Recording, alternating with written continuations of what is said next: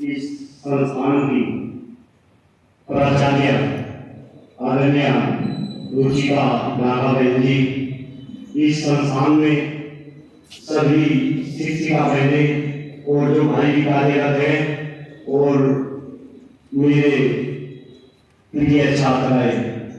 बेटा, मेरा नाम डॉक्टर कुलदीप मलिक है, जैसा अभी मैंने बताया, और सौभाग्य है कि आज मैं एक ऐसे संस्थान के अंदर ऐसी बच्चियों को मोटिवेट करने के लिए आपके सामने हूं, जिस संस्थान से मेरी बड़ी बहन, मैं याद कर रहा, योगिता दीदी इसी संस्थान से शिक्षा ग्रहण करके गई।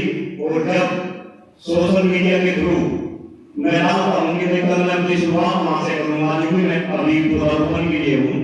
जब मैंने कल सोशल मीडिया पर डाला तो भाई दीदी का तुरंत फोन आया कि भाई मैंने तो वहीं से 10th किया, वहीं से 12th किया, और आप जब जाएंगे तो ये बात आप अपने उद्बोधन में बोलेंगे। और वहां पे मेरी बहुत सारी बहनें, बहुत सारी जो है शिक्षिकाएं होंगी, आप उनको मेरी तरफ से नमन बोलना, और जो मेरी बहनें होंगी, जो बहनें वहां पे शिक्षा दे रही, आप उनको प्यार बोलना। बेटा, मैं भी आज से 25 साल पहले शामली के अंदर ऐसे ही मैंने शिक्षा ग्रहण करी।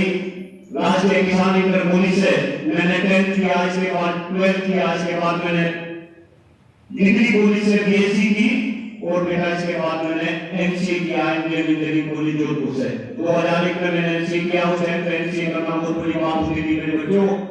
एमसीए करने के बाद मैंने सॉफ्टवेयर इंडस्ट्री के अंदर काम किया, लेकिन फिर धीरे धीरे मैं टीचिंग फील्ड में आ गया। फिलहाल वर्तमान में मैं ग्रेटर नोएडा के अंदर आईपीएस इंजीनियरिंग कॉलेज में प्रोफेसर हूँ। मेरी धर्मपत्नी वो भी सामने बधेव काम की है बेटा, वो भी प्रोफेसर है अभी यूनिवर्सिटी के अंदर। लेकिन हम दोनों शिक्षक हैं, बात यही खत्म नहीं होती बेटा।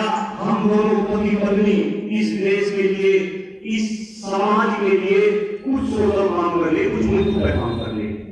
वे बोलते हैं शिक्षा, हमारे देश की शिक्षा व्यवस्था अच्छी हो, शिक्षकों का जैसे पूर्व में सम्मान था, शिक्षकों का सम्मान बढ़े, शिक्षा व्यवस्था देश की अच्छी हो, उसको लेके काम कर रहे हैं। दूसरा मुद्दा है हमारा स्वास्थ्य का, हम सभी का स्वास्थ्य अच्छा हो।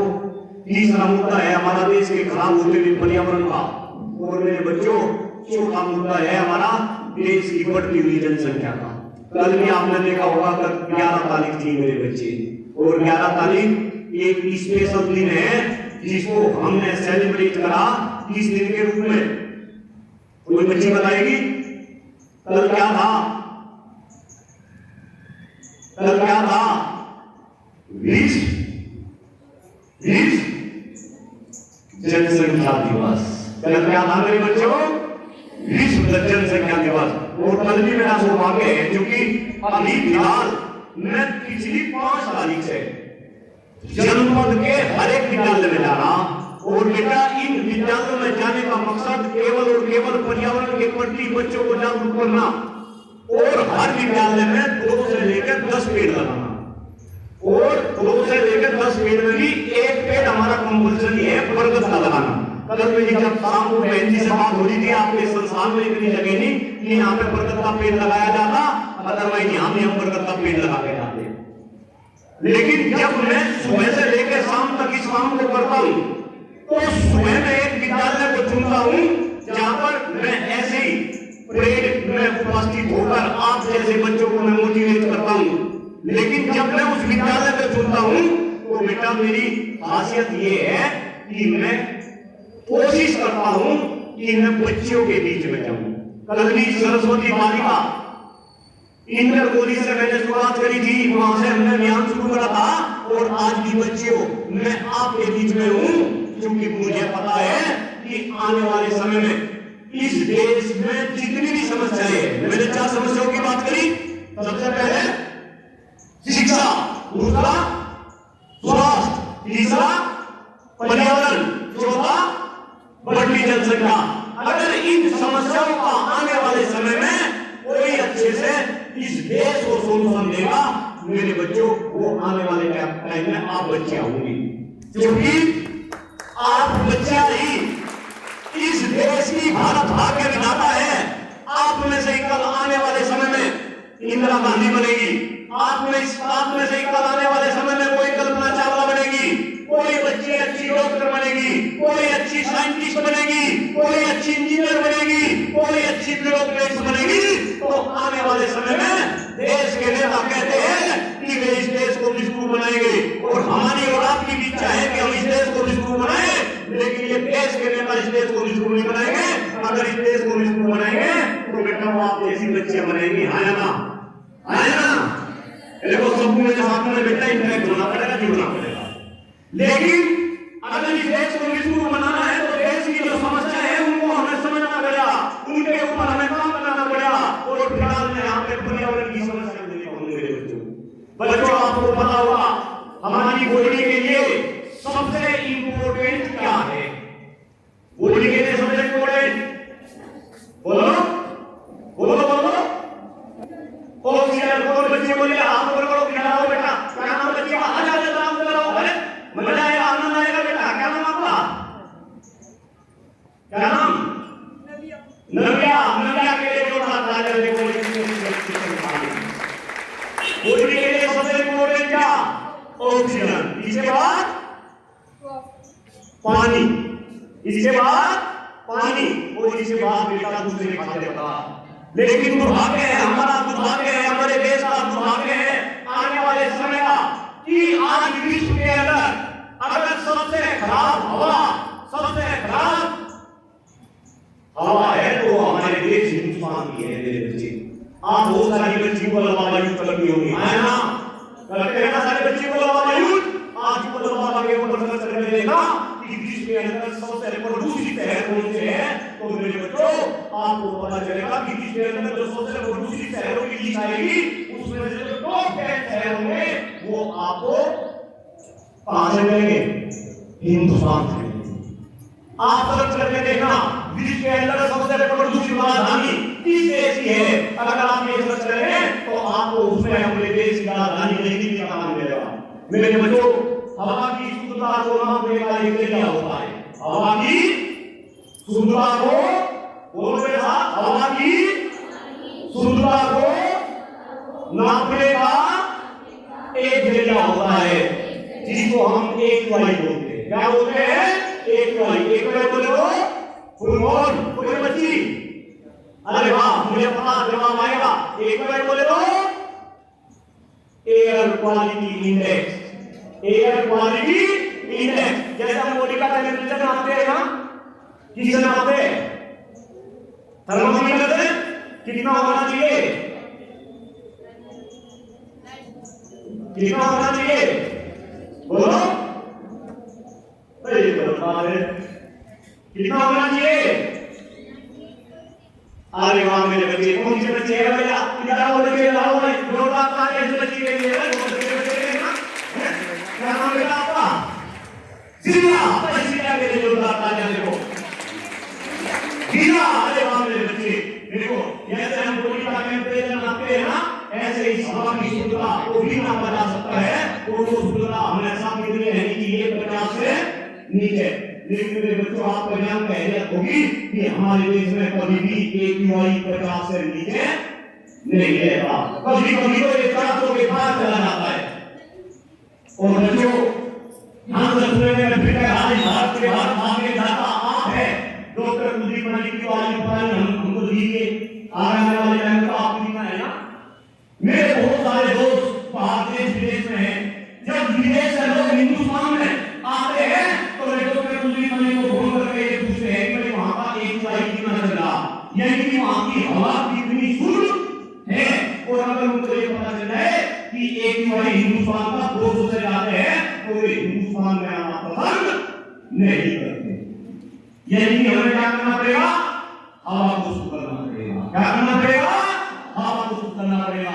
इस देश के अंदर पानी का इतना बुरा हाल है। मैं कल ही एक गांव के अंदर था, नदी किनारे ही था गांव में। जब मैं वहां गांव के अंदर था तो बिस्लरी का पानी मुझे दिया गया। मैं कहने लगा कि भाई नदी का पानी क्यों नहीं देते, बिस्लरी का पानी क्यों दे रहे? नीचे जमीन में पानी पीने लायक नहीं है। और ये सिचुएशन है गांव की, नदी किनारे जितने गांव हैं 1 किलोमीटर इधर 1 किलोमीटर उधर, वहां पे कोई भी नल का पानी नहीं पीता। मैं उन गांव वासियों से ये कह रहा था कि भाई हमको बिजली का पानी पीते हैं, लेकिन जो जानवर गांव के अंदर है, जो भैंस है जिसका हम दूध पीते हैं, जो गाय है जिसका हम दूध पीते हैं, क्या उनको भी हम बिजली का पानी पिलाते हैं? पिलाते हैं क्या? नहीं पिलाते ना। अब वो अशुद्ध पानी पिएगी, उनका दूध हम पिएंगे, तो हम भी कहीं न कहीं बीमारी का शिकार होंगे या नहीं होंगे? और मेरे बच्चों, मैंने तो वो समय देखा है, हाँ रुचिता मैडम को भी पता होगा कितनी पहले पीछे खड़ी, मेरे बच्चे जब हम छोटे थे कुएं के अंदर हम दूध निकालते थे, पानी पीते थे, फिर कुएं खत्म हो गए, नल आ गए, नलकूप को हम चलाते थे, पानी पीते थे। लेकिन आज समझ मिल लगे पानी बोतल के अंदर तो होगा, कैसे काम चलेगा? आने वाले समय में ना शुद्ध हवा मिलेगी ना शुद्ध पानी मिलेगा। और क्योंकि हवा शुद्ध नहीं है, पानी शुद्ध नहीं है, इसीलिए हमारा स्वास्थ्य भी स्वस्थ नहीं है। बिल्कुल गंभीरता के साथ अपने घर में था, सामने में अपने जनपद है, बिल्कुल गंभीरता के साथ मेरे बात हो गया कि आज इस देश में जैसा स्वास्थ्य मेरे बाबा जी का था, ऐसा स्वास्थ्य मेरे पिताजी का रहा, जैसा स्वास्थ्य मेरे पिताजी का था, ऐसा स्वास्थ्य मेरा नहीं, और जैसा स्वास्थ्य मेरा है ऐसा स्वास्थ्य आपका नहीं। तो बेटा ये स्वास्थ्य बढ़ना चाहिए था, बढ़ना चाहिए था, बढ़ना चाहिए था ना। और बेटा क्या कहे, देश क्या बनाएंगे, क्या बनाएंगे? विश्व गुरु बनाएंगे। क्या बनाएंगे? विश्व गुरु। जिस देश में स्वास्थ्य की इतनी ज्यादा समस्या, जब मैं आंकड़ा देखता हूँ, आप रिपोर्ट बाबा के ऊपर सर्च करके देखेंगे कि हर बीमारी के सबसे ज्यादा बीमार लोग किस देश में हैं, तो आपको पता चलेगा हर बीमारी के, चाहे वो डायबिटीज हो, हाइपरटेंशन हो, कैंसर हो, सारी बीमारी के सबसे ज्यादा बीमार लोग कहाँ? हिंदुस्तान के अंदर। तो बेटा कहीं ना कहीं हमें पर्यावरण को बचाना पड़ेगा, विश्व को बचाना पड़ेगा, पर्यावरण को बचाना पड़ेगा। ये काम का हो गया, 15 मिनट की मुझे परमिशन दी बेटा। अच्छा लगा सब बच्चों को? दिक्कत होगी? पानी डाल के खाओ तो दिक्कत होगी? बहुत बेहतरीन। लेकिन मेरे बच्चे अभी ताली बजानी कुछ बच्चियां, ताली बजाना एक बहुत अच्छी एक्सरसाइज है, अच्छे से ताली बजाया वो। मैंने कहा ताली बजाओ, ऊपर आपको कुछ बच्चियां जो जब नीचे हाथ थे तो ताली बजाने की ऐसे ऐसे, ये ताली बजाने का तरीका गलत है, नहीं है। ताली बजाने का तरीका क्या है? हाँ, देश के प्रधानमंत्री मोदी जी है ना, अच्छे प्रधानमंत्री है, जिसके अंदर ताली कैसे बजाते? ऐसे बजाते हैं ना? नहीं, वो ताली बजाने का तरीका गलत। ताली कैसे बजेगा? आपसे बजाओ, ये बजेगी ऐसे। 3 ताली बजाते, 3 तरीके से ताली बजाऊंगा। आज जब समापन करूंगा तब फिर बोलूंगा, मैं तो सही मैच करूंगा। जब आप सुबह असेंबली में खड़े होंगे, केवल 3 मिनट अगर आप ये ताली बजाएंगे तो जिसके शरीर में जितनी भी बीमारी है वो सारी बीमारी क्या हो जाएगी? क्या हो जाएगी? शून्यता हो जाएगी। क्या हो जाएगी? पता है? तो बेटा मैं पानी की बात कर रहा था, मैं हवा की बात कर रहा था, मैं श्वास की बात कर रहा था। अब इस पानी को, हवा को, किसको सही करना? हमें हवा को सही करना। हवा को शुद्ध करने का केवल एक ही जरिया है कि आप ज्यादा से ज्यादा क्या लगाओ? पेड़ लगाओ। ज्यादा से ज्यादा क्या लगाओ? पेड़ लगाओ। एक और बात बताकर शुरू में पढ़ाने का उनके मैंने से मेरी पीएचडी है, आपको मैं बात करता हूँ। एक आंकड़ा ऊपर बाबा के ऊपर देखना, ये देखना कि पूरे विश्व में प्रति व्यक्ति पेड़ों की संख्या किस देश में सबसे ज्यादा है? आपको पता चलेगा। नंबर 1 पर आपको कनाडा मिलेगा, दूसरे नंबर पर आपको अमेरिका मिलेगा, तीसरे नंबर पर आपको रशिया मिलेगा। अगर हम अपने देश की बात करें तो हमारा देश पूरे विश्व में सबसे नीचे मिलेगा। चाइना के अंदर, चाइना में विश्व की सबसे ज्यादा जनसंख्या की भला हो मिलेगा, भला हो देश के नीति निर्धारक का कि ऐसा कुछ हो नहीं सकता, जनसंख्या की कंट्रोल नहीं हुई। अब हमारा देश चाइना को पछाड़ के विश्व में नंबर 1 बन गया क्षेत्र में, जनसंख्या के क्षेत्र में। लेकिन बेटा अगर हम चाइना की बात करें तो चाइना में भी प्रति व्यक्ति पेड़ों की संख्या 140 है, अभी हमारे देश में पेड़ों की संख्या मात्र 26 पेड़। कितने पेड़? 26 पेड़। और ये कितने होने चाहिए ये देखना। हम जो ऑक्सीजन लेते हैं इसके बाद हम क्या छोड़ते हैं? Carbon dioxide. पेड़ क्या करते हैं? कार्बन डाइऑक्साइड लेते हैं और ऑक्सीजन ये छोड़ते हैं। तो सिर्फ इसका मतलब है कि अगर वातावरण को शुद्ध बनाना है तो हमें ज्यादा से ज्यादा क्या लगाने हैं? पेड़ लगाने हैं।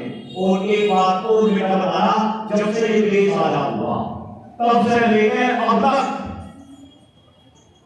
बहुत बड़ी बात बता, जो बच्चा ऊपर है, अरे वाह कुछ बच्चा ऊपर से सुनिए, बहुत बड़ी बात है। जब से हमारा देश आजाद हुआ तब से लेकर अब तक इस देश में 75% पक्षी 75% पक्षी गायब हो गए मेरे बच्चे।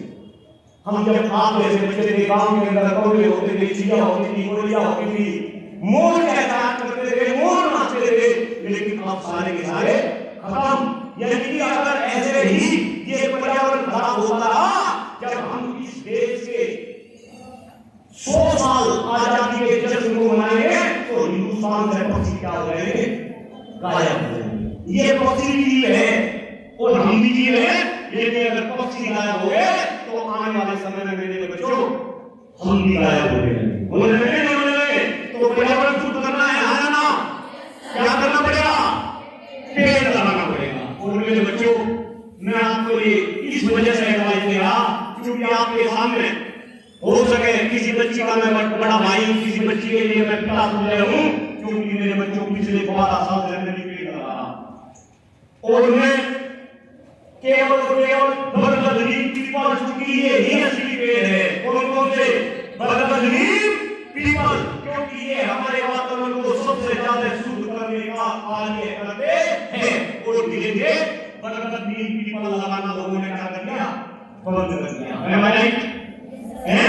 गांव के अंदर हर जगह पर हर जगह पीपल आते थे, अब तो वही बरगद पीपल नहीं दिखे, नीम भी धीरे धीरे खत्म हुए। तो बेटा मैं आपके सामने मैं भी आपने अपने घर के अंदर मैं सामने के अंदर हूं, आपके सामने बताते हुए मुझे करो के पूरी हुई कि पिछले 12 साल से बरगद की नीम पीपल के पेड़ लगा।